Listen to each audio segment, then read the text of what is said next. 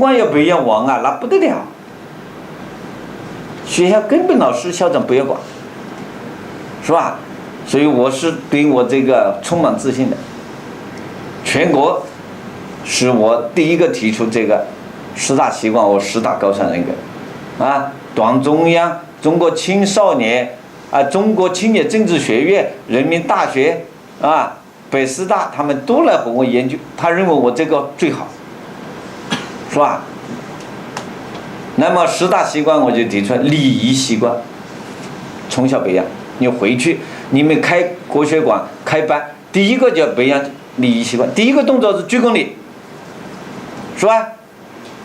那就还有很多了，怎么站，怎么走，站立行走的习惯都是礼仪习惯。你看现在我们小学生站立都不行，是吧？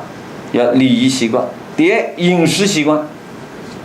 饮食习惯，你看我们知道学校学生，是吧？包括我们一校长这个带的我们北沙书院、云沙书院，几百学生吃饭没有发出任何声音的，一粒饭不能掉到桌上的，是吧？吃饭不能说话的，睡觉不能交谈的，是吧？你这个习惯，另外不能挑食，吃了饭自己洗碗，是吧？我们绝对有要求的。到时候我把这个东西啊，出来以后，我是想准备2个教材出来单独培训，专门培训行为习惯和培训高尚人格，是吧？100多经典，110大行为习惯高尚人格，你看我们培养出来的人才，是吧？全国最高水平的。你看我们家长，我们做了这样一件伟大的事业，这一辈子啊，我们人生就很光彩了，是吧？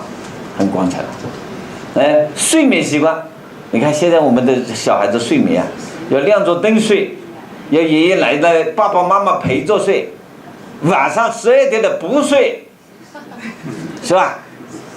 我们就必须培养。我们有一个要求的，告诉怎么培养睡眠习惯。你看还有睡眠呢，脱衣服不知道脱，先脱衣服还是先脱裤子啊？你看有几个家长知道的，都要培养训练。我们很多幼儿园早上为什么小朋友迟到啊？找不到裤子，找不到衣服，我们要告诉怎么穿衣服，怎么脱衣服，睡觉往哪一边睡好啊？怎么睡好啊？什么时间睡好啊？什么时候起床好啊？都要养成习惯，是吧？我告诉你，这些习惯啊，我们做过研究的，一个好的习惯训练就是59天、60天，2个月。我们一个习惯训练2个月，一个习惯训练2个月，10大习惯就完成了。完成以后，你只稍微暗示一下就知道，大家都按这个习惯，学校里知书达理，文质彬彬，活泼可爱，是吧？自我管理，就自我管理、自我学习、自我去生活，是吧？学会生活，学会学习，学会管理，是吧？他自己就学会了。还有说话的习惯，你看很多现在说话吞吞吐吐，要么就眨眼睛，要么这眼睛不看人，是吧？你看你们自己检查你的说话的，是吧？说话都是要很有方法的，吐字要清楚，第一要清楚，第二要清晰，第三说话要生动，说话要幽默，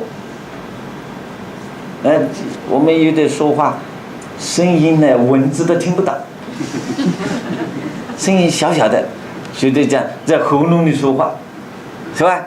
有些人呢，说话打雷，8级雷，你看把人都吓一跳，所以说话要很讲究的，特别我们老师教学也要很讲究。老师说话的声音有多大呢？后面的那个同学听清楚了，就是标准，这是有规矩的，是吧？后面那个学生能够听清楚就可以了。你不能有些老师啊，整天在教室里喊叫，都是噪音。所以很多学生本来很聪明的，一跟到听你的课啊，都变成了神经病，是吧？这个是很可怕的。所以我们很多老师不会当老师的，都要训练。我们过去当师范校长那一个一个训练的，各个都要学会朗读，学会讲故事，学会演讲。所以我到我这来当我的学生的，我必须这3关过不了，我不发毕业证的。谁你拿的成绩好，这3关没过关，我不发毕业证的。你再有水平，我不行。这个语言的训练，老师非常重要的。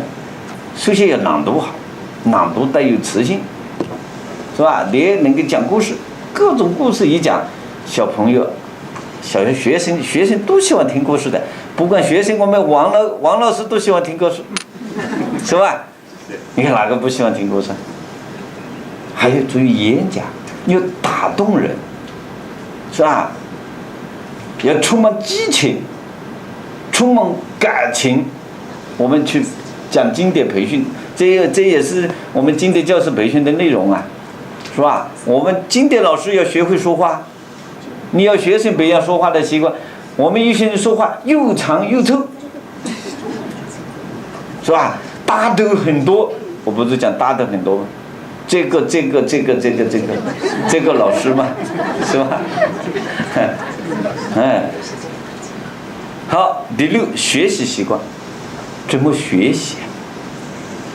每一天学习时间，要养成学习，把握学习时间，学习的方法都要训练，这些习惯都要训练。第9，做事的习惯。我们读经典，你看经典告诉我们怎么做人、做事、做光吗？圣贤的经典里面主要就讲这3种。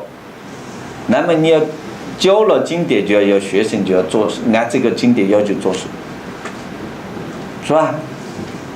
做事不能毛躁吗？你看《弟子规》里面，你走路不要把那个脚碰坏了，是吧？所以要教做事，还有交通习惯。我一定加了个交通习惯。现在我们大陆的交通习惯最差的，哎呀，到街上去，只要走得3公里啊，心脏病就发作了，是吧？你看这些交通啊，太不讲规律。